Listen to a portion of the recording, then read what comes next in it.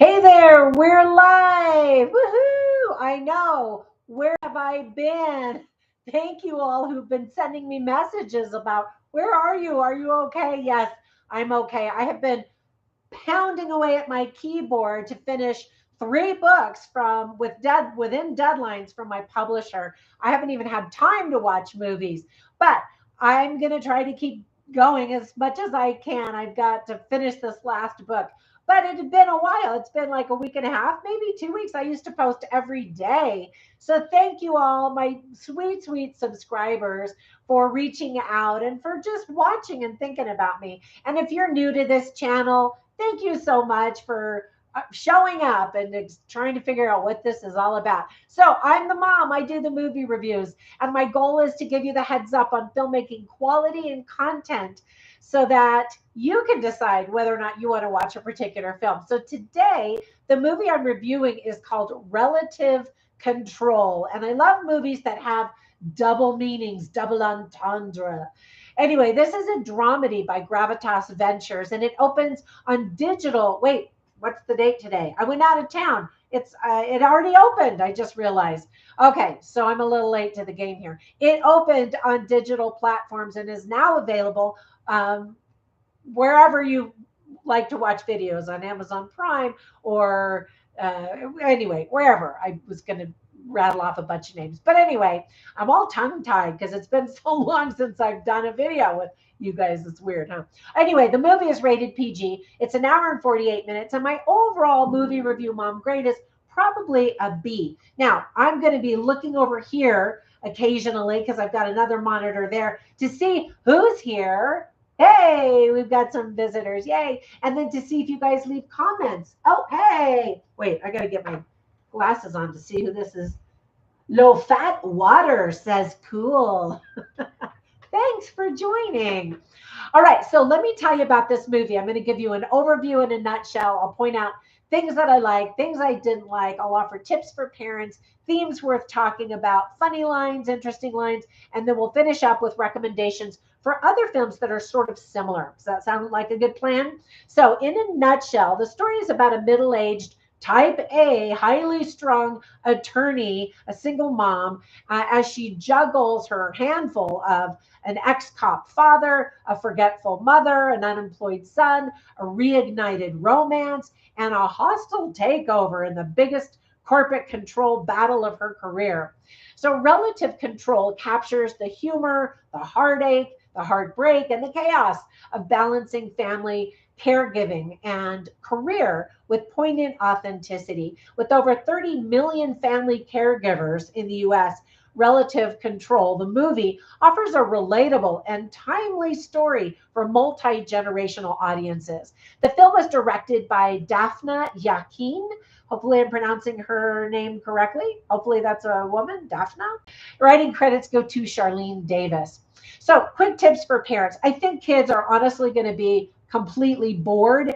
It's adult problems and adults talking the entire time. There is some profanity and some talk of death and funerals. Some of the themes that are illustrated very well are family responsibilities, stress, control issues, choices, and letting go.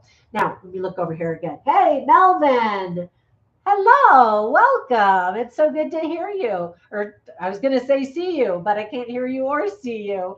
And by the way, if you've got questions or comments, yeah, keep them coming. Let's see. Now, who do we have? Low Fat Water says, seems like an interesting movie. Well, let me tell you some more about it. So here's the list of things I liked. First of all, I had just watched the movie Meet the Parents for the millionth time. But I think that this is the first time that I'd ever seen Terry Polo in a movie. She's from Meet the Parents. And I kept looking at her thinking she looks so familiar. And then I realized that's an older movie. We've all aged. And so it's definitely her. She stars in this one and did a terrific job painting an extremely hold on, my mouse just went crazy. I'm trying to read my notes. There we go.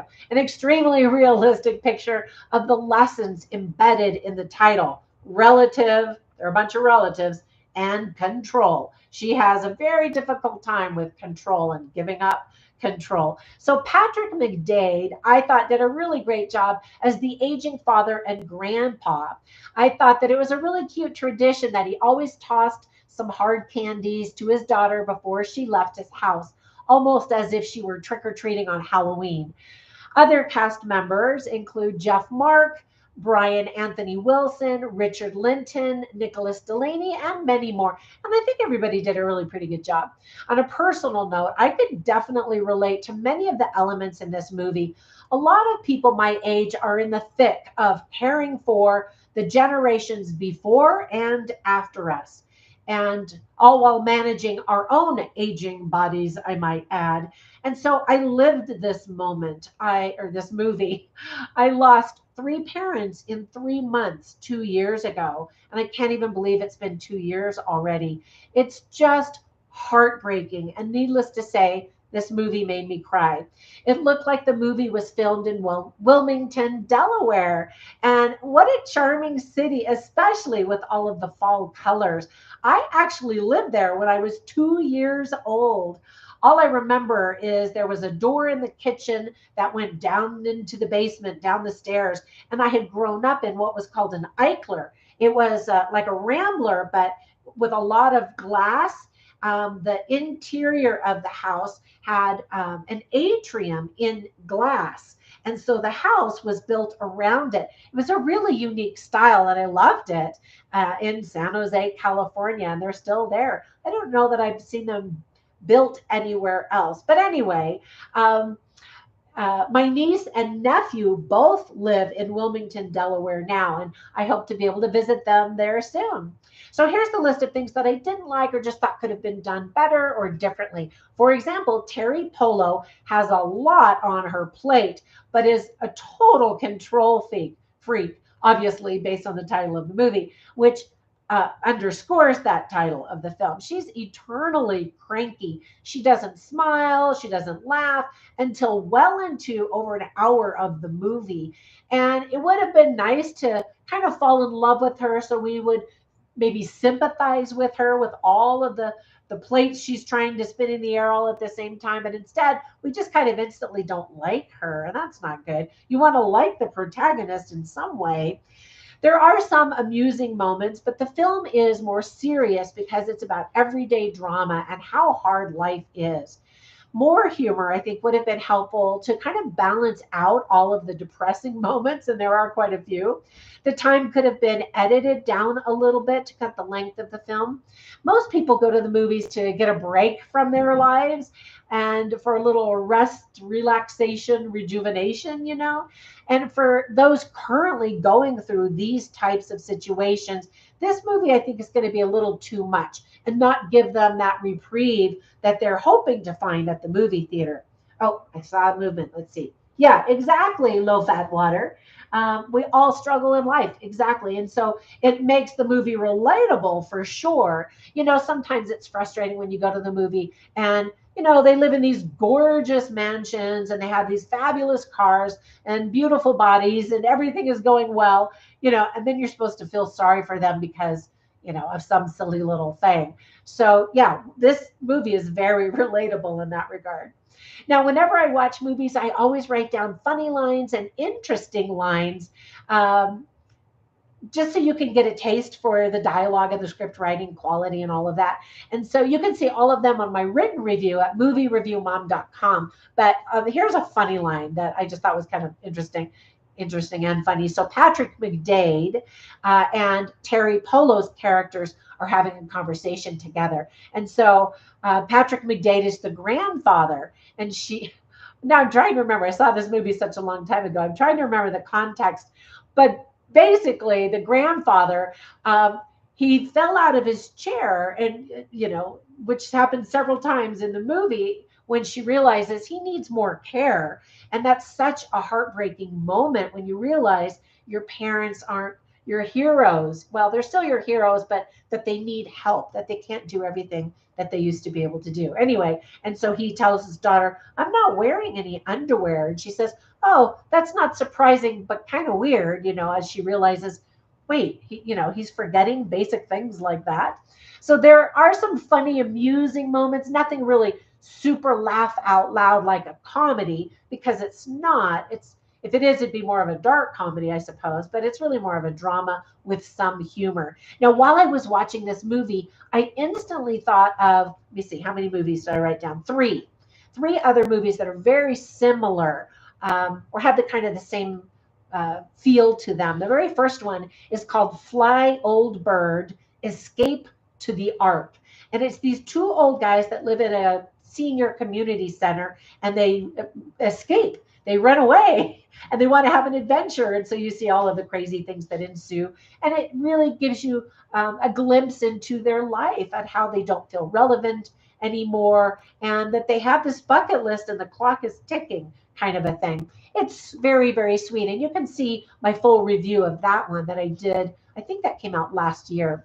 Another one that's just lovely is called The Last Rifleman. I also just did a review of that one. And that one is based on a true story of a British guy who was living in a senior living home in the UK. And it was the 70th anniversary of D-Day over in Normandy in France. And he wants to go and remember when he was important and special and a soldier. And so he sneaks out of the nursing home, and through a series of crazy turns of event, he finds himself in Normandy. And anyway, and there's some really touching moments to that.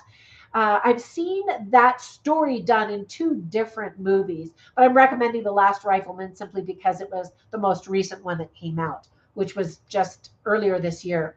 And then another movie that I thought felt very much like this one is called The Good Half. It's about a brother and a sister, and they have to pull it together because they have a parent who's dying and then dies, and then all of the aftermath that's involved in trying to tie up loose ends after a loved one has died, and they relive old memories and experiences, and they correct each other when their memories aren't quite correct, which I thought was interesting.